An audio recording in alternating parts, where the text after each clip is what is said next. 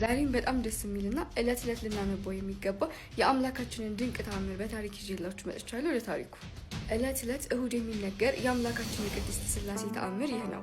ይቅርታቸውና ሀብተ ረድኤታቸው ከወዳጃቸው ከኃጢአተኞቹ ከኛ ከልጆቻቸው ጋር ለዘላለሙ ይሁንና ሥላሴ ያደረጉት ተአምር ይህ ነው።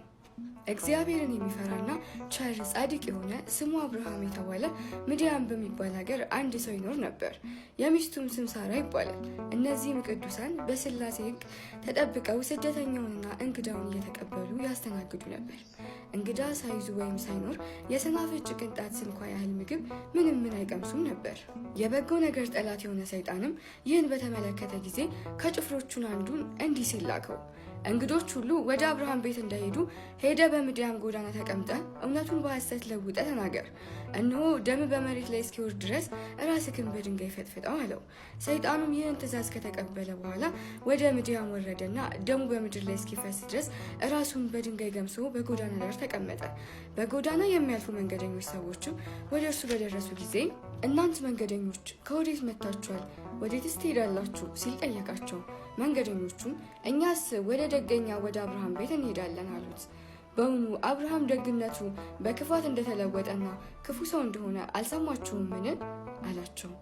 እነሆ እንግዳ ከመጥላቱ የተነሳ ደሜ ከመሬት ላይ እንደ ውሃ እስኪፈስ ድረስ የፈነከተኝ ራሴን መታችሁ ተመልከቱ።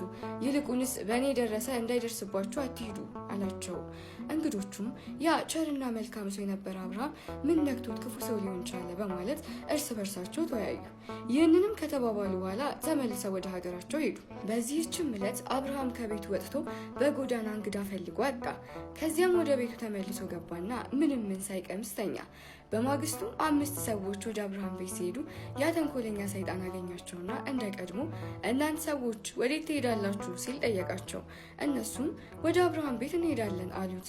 ሰይጣኑን መልሶ ወንድሞቼ ሆይ አብርሃም ራሴን ፈንክቶኝ ከመሃል ራሴ የሚወርደውን ደሜን ተመልከቱ አላቸው።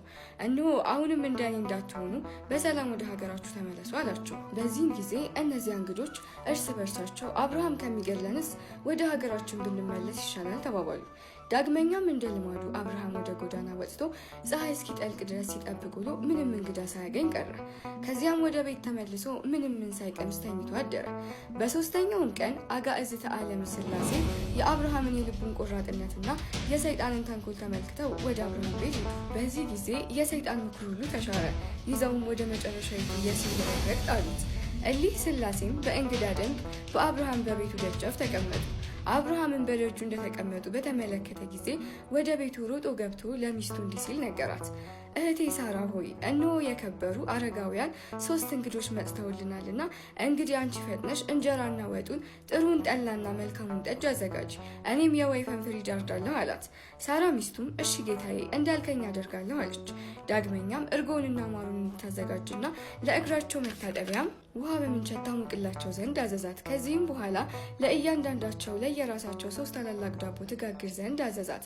አብርሃምም ይህን ከተናገረ በኋላ ወይፈኑን አርዶ ስጋውን በየብልቱ አወጣው። ከዚያም የታረደውን የወይፈን ስጋ በትከሻው ተሸክሞ ወደ ቤቱ ይዞ ከገባ በኋላ ለሚስቱ ሰጣትና እኔ እግራቸውን እስካጥብ ድረስ ይህን ስጋ ቅባቱን በዛ አድርገሽ በጨውና በቅመም አጣፍጠሽ ስሪው አላት። እሷም እሺ በእጄ አለችው። አብርሃምም ከቤቱ መድረክ በስተውጭ ሥላሴን ባገኛቸው ቦታ ላይ ልብሱን አነጠፈና ጌቶቼ እግራችሁን አጥባችሁ ዘንድ ወደ ወንድሟችሁ ቤት ዝለቁ ግቡ አላቸው።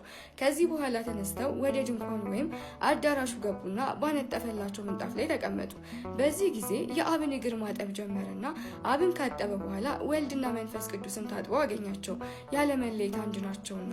በዚህ ጊዜ ማዕዱን በገበታ ሰርቶ ወይኑንም በማድጋ ቀድቶ አቀረበላቸውና እስኪጠግቡ ድረስ በሉ ጠጡ። ማዕዱ ከተነሳ በኋላ ለእንግዶቹ ራት የታረደውን ወይፈን በቤቱ በራፍ ፊት ለፊት ከውጭ በኩል ቆሞ አየው። አብርሃምም ይህን ወይፈን ባየ ጊዜ ፈጽሞ ፈራ፣ ተንቀጠቀጠ። በዚህ ጊዜ ሥላሴ አብርሃም ሆይ ሰይጣን እንደቀናብህ ጠንቅቀህ እወቅ። እንግዳ በመጣልህ ጊዜ በብሩህ ልቡናና በንቁ ሕሊና ሆነ ተቀበለው። ነገር ግን እንግዳ ካልመጣ እራትህን በጊዜው ብላ፣ መጠጥህንም ጠጣ እንጂ ጦምህን አትደር አሉት። ይህንንም ተናግረው እኒህ በአምሳልና በሕልውና ትክክል የሆኑ ሥላሴ ወደ ወደ ሰማይ አረጉ። ይህም ሁሉ የሆነው ሐምሌ 7 ቀን በዋለበት ዕለት በቅድስት ሰንበተ ክርስቲያን በዕለተ እሁድ ነው።